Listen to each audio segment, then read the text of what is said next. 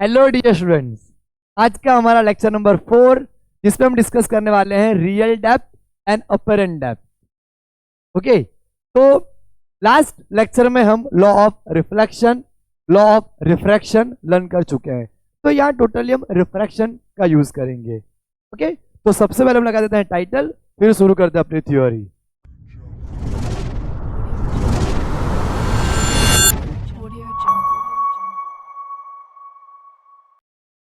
मैं यहाँ लिखूंगा real depth and apparent depth.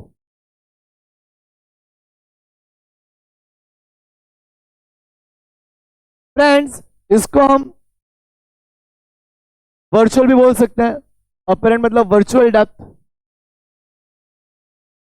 है कुछ है कुछ और दिखाई कुछ और दे रहा है। राइट, इस तरह का हमारी सिचुएशन है। तो आपने स्विमिंग पूल में देखा होगा कि जब आप स्विमिंग पूल के नजदीक से देखते हैं, राइट, यानी कि जब हमारी जो डेप्थ है उसको आप बॉटम पॉइंट को अगर आप नॉर्मल पॉइंट से देखते हो तो आपको इतना ऊपर हुआ उठा हुआ दिखाई नहीं देता वो।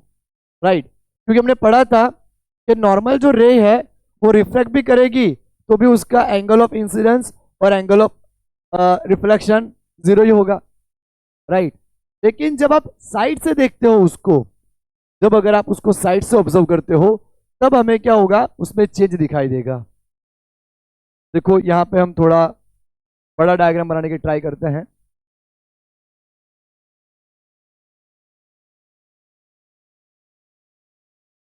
राइट, मान लो ये हमारे पास एक वाटर मीडियम है।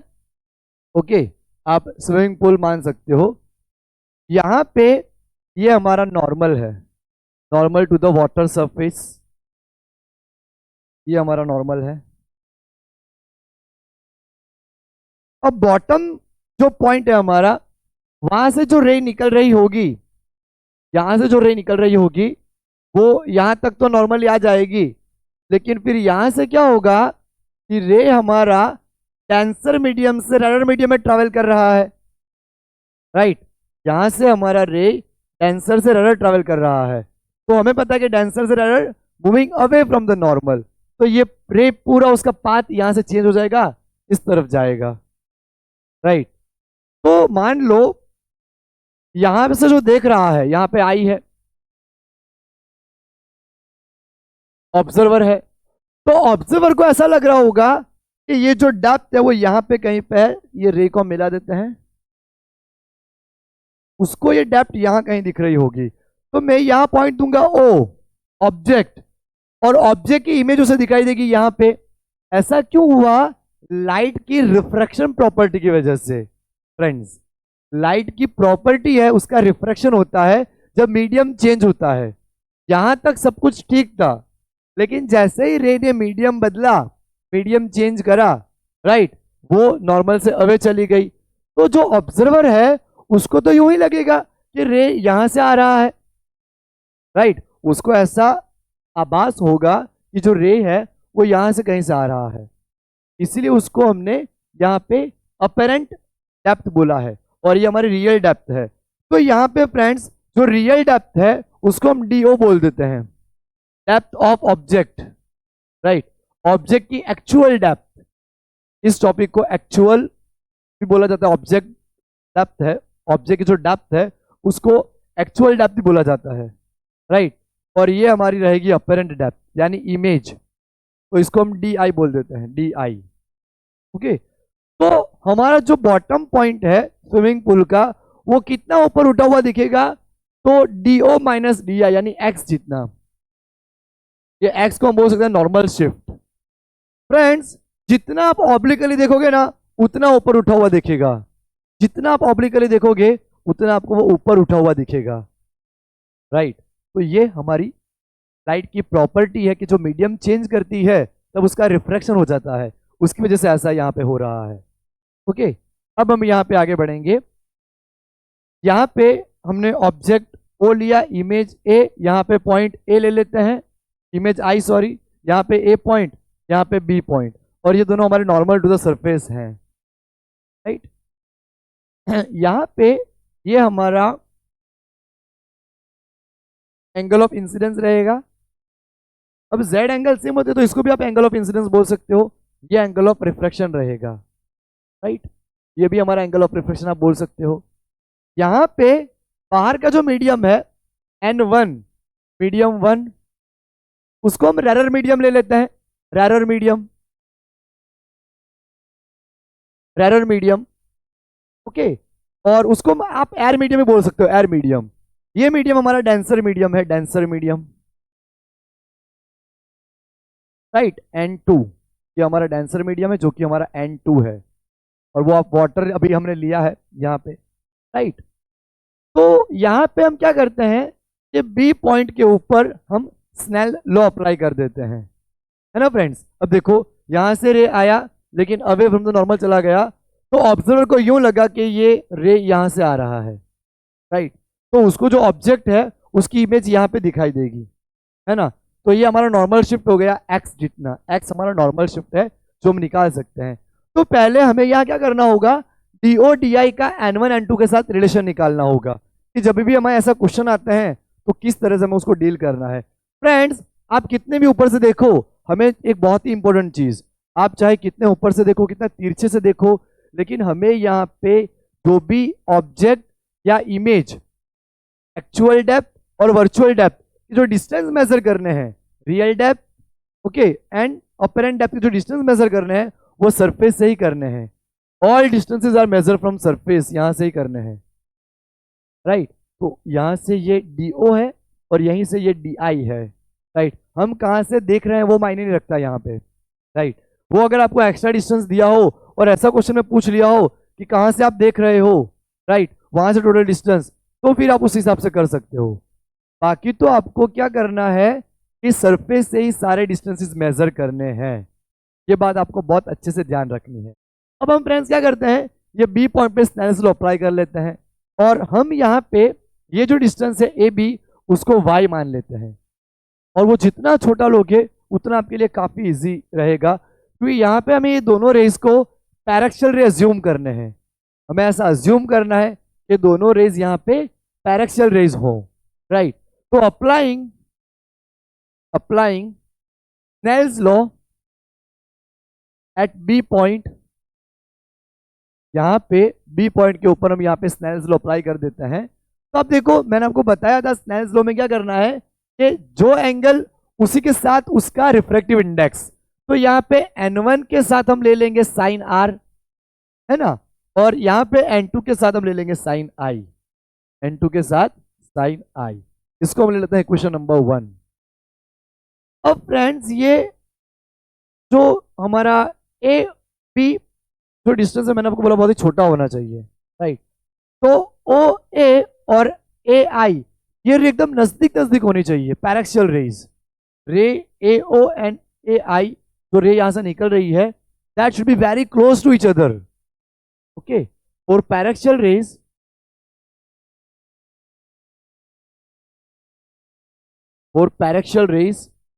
मैंने अपने पहले इंट्रोडक्शन वीडियो में बताया था कि पैरेक्शियल रे किसको बोलते हैं, अपनी जो प्रिंसिपल एक्सिस है, राइट, उसके नजदीक में जितने पैरेलल रेज होते हैं काफी नजदीक में, तो उनको बोला जाता है पैरेक्शियल रेज। तो इनको हम पैरेक्शियल रेज मान लेते हैं।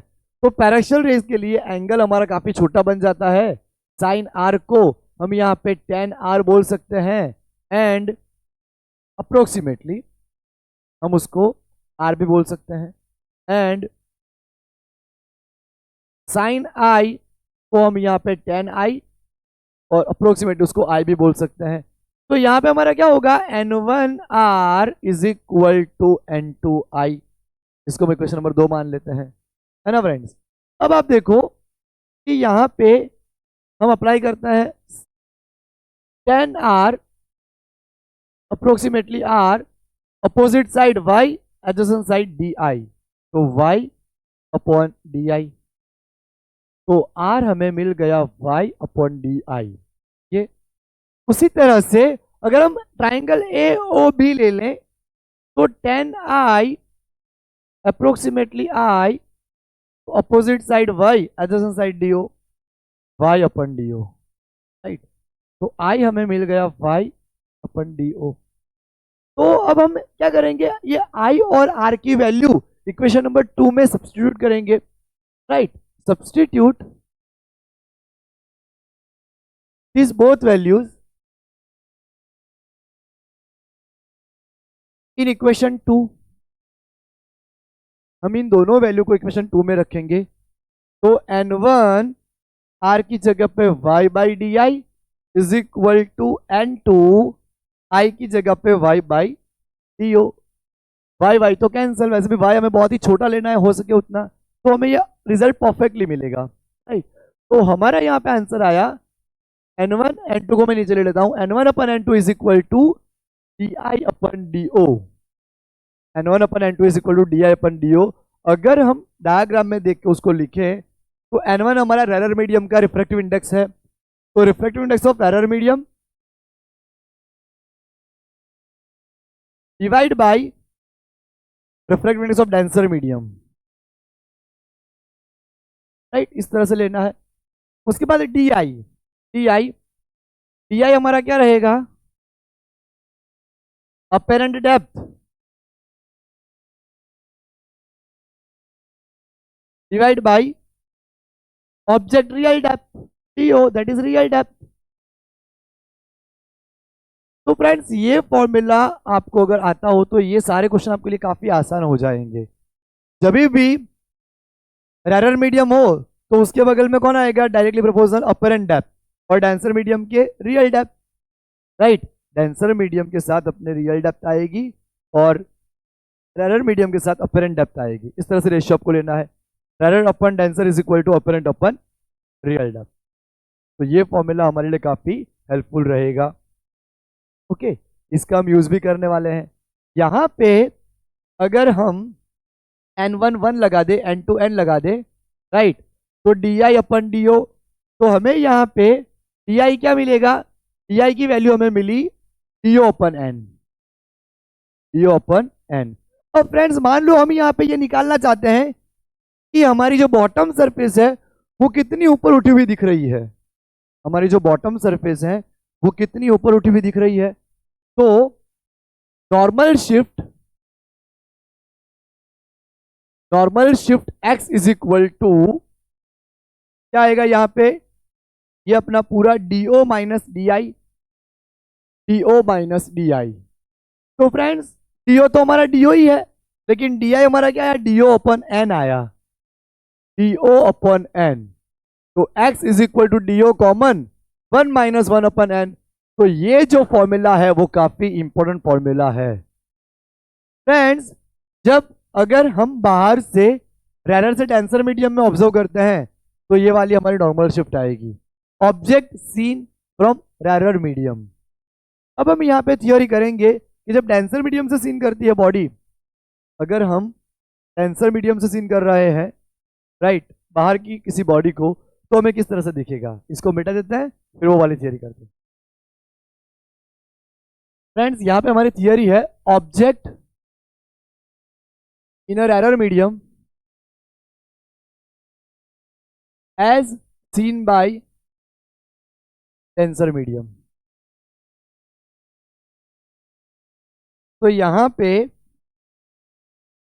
डायग्राम बनाते हैं कुछ इस तरह से कि मान लो यहां पे कोई बर्ड है, बर्ड, ये हमारा बर्ड है, राइट। तो बर्ड हमारा इस नॉर्मल पोजीशन के ऊपर है। अब यहाँ कोई फिश है, तो फिश बर्ड को देख रही है, तो जो रे आएगा वो यहां से आएगा, ओके। और फिर क्या होगा, रे हमारा आया रेरर से डेंसर, तो towards the normal, band towards the normal, इस तरह से मुड़ेगा। तो यहाँ पे जो फिश है, ड्रॉ करना तो आती नहीं है फिश, लेकिन मैं ड्रॉ करता हूं इस तरह से। तो फ्रेंड्स जो फिश है उसको यहाँ पे बर्ड एक्चुअली यहाँ पे है, तो ये क्या हो गया, हमारी ऑब्जेक्ट डिस्टेंस हो गई। लेकिन बर्ड को ऐसा लगेगा कि जैसे रेस कहीं से यहां से आ रही है, थोड़ा ऊपर चला गया यहाँ पे, राइट। तो ये हमारा हो जाएगा इमेज डिस्टेंस। यहां पे हमें दिखेगी image of bird, image of bird, friends वापस बता रहा हूं, जब हम डेंसर मीडियम से देख रहे हैं रेयर मीडियम में, तब क्या होता है, तो रेज हमारी यहां से आ रही है, यहां से। तो हमें पता है कि रेज जब, रिफ्रैक्शन की प्रॉपर्टी है, रेज जब रेयर से डेंसर की तरफ आती है तो moving towards the normal, normal की तरफ मुड़ती है। तो रे को ऐसा लगता है कि, सॉरी, इसको ऐसा लगेगा कि रे हमारी यहां से आ रही है, राइट। तो जो बर्ड एक्चुअल में यहां पे फ्लाई कर रहा है, तो फिश को ऐसा लगेगा कि बर्ड यहां पे फ्लाई कर रहा है, राइट। तो ये जो हमारा आया D I, that is a virtual depth या इमेजनरी डेप्थ, राइट। और ये जो वो रियल है, तो D I minus D O करेंगे तो यहां हमें एक्स मिलेगा, नॉर्मल शिफ्ट, नॉर्मल शिफ्ट, है ना फ्रेंड्स। अब यहां पे हमारा रहेगा angle of incident, right. Angle of incident यहाँ पे आई, यहाँ पे हमारा आर रहेगा। अब फ्रेंड्स यहाँ पे हम स्नेल्स लॉ अगर अप्लाई करें, यहाँ पे हमारा रेयर मीडियम है, ये डेंसर मीडियम है। यहाँ पे अगर हम स्नेल्स लॉ अप्लाई करें, अप्लाई नहीं कर रहा, अभी हमने करा था, राइट। तो यहाँ पे क्या हो जाएगा, D O upon D I is equal to N one upon N two, right.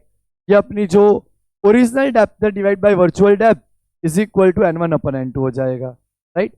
N one हमारा क्या है, एयर मीडियम है, और एन टू हमारा क्या है, डेंसर मीडियम है, ओके। तो हम क्या करते हैं, यहाँ पे N1 को एयर है यानी 1 रख देते हैं, और N2 को हम N रखते हैं।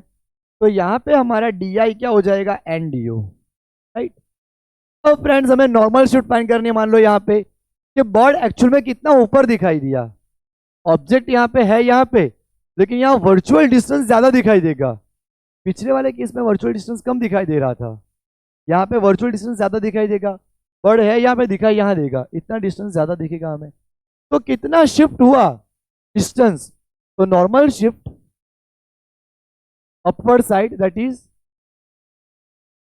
डी आई माइनस डी आएगा यहाँ पे, डी आई माइनस डी। तो डी आई हमारे पास है N D O minus D O, तो यहाँ पे D O N minus one, तो यहाँ ये वाला फॉर्मूला मिल गया। तो आप इस तरह से भी याद रख सकते हो फ्रेंड्स कि जब रेयर से डेंसर मीडियम में कोई देख रहा हो, रेयर से डेंसर, तब हमारी अपरेंट शिफ्ट आती है D O one minus one upon air, और डेंसर से रेयर जब कोई देख रहा हो, तब यहाँ पे अपरेंट शिफ्ट हमारी आ रही है D O N minus one. तो इस तरह से भी आपसे क्वेश्चन इजीली बन जाएंगे। तो ये हमारा कंसेप्ट था रियल और वर्चुअल का, राइट। पानी में अगर कोई चीज पड़ी हो तो आपको ऊपर दिखाई देती है, राइट। बॉटम पॉइंट आपको ऊपर दिखाई देता है, उसका रीजन यही है कि हम रेयर से डेंसर में देख रहे हैं। अगर आप स्विमिंग करते करते किसी को देखो तो आपको वो और टॉल दिखेगा, राइट। जितनी एक्चुअल हाइट उससे भी टॉल दिखेगा बिकॉज ऑफ रिफ्रैक्शन। तो इसके हम दो क्वेश्चन करेंगे, एक नीट में आया क्वेश्चन है और एक जेई में आया हुआ क्वेश्चन है। तो हम दोनों क्वेश्चन करते हैं। हमारे यहाँ पे दो क्वेश्चन करने हैं। पहला है नीट 2016 फेज 2 का, an air bubble in a glass slab with refractive index 1.5 near normal incidence is 5 centimetre deep when viewed from a one surface and 3 centimeter deep when viewed from the other surface, right, opposite face. The thickness of the slab is, slab की thickness क्या आएगी, तो देखो ये हमारा मान लो slab है, यहाँ पे मान लो हमारा बबल है, यहाँ पे P पॉइंट पे ये हमारा बबल है। अब जब हम एक तरफ से देख रहे हैं तो बबल हमें दिख रहा है D1 डेप्थ पे, टोटल उसका डिस्टेंस मान लो x, एक्चुअल ये बबल है हमारा, एक्चुअल डिस्टेंस हमारा कितना है, तो x है, लेकिन दिख कहाँ रहा है, D1 पे, राइट। ये हमारी फर्स्ट इमेज यहां दिख रही है। जब हम सेकेंड तरफ से देख रहे हैं यहां से, तो ये डिस्टेंस हम y मान लेते हैं एक्चुअल, लेकिन हमें उसकी पोजीशन यहाँ पे कहीं पे दिख रही है, यहाँ पे दिख रही है I2, राइट। जब दूसरी तरफ से देख रहे हैं तो यहाँ पे हमारा दूसरा डिस्टेंस होगा D2। तो हम पहले यहाँ पे D1 D2 निकाल लेते हैं। D1 D2 सॉरी गिवन है, एक 5 है और एक 3 है। हमें यहाँ पे x और y निकालना है, फिर दोनों को टोटल करेंगे तो हमारी टोटल स्लैब की कितनी हाइट है वो आ जाएगी, राइट।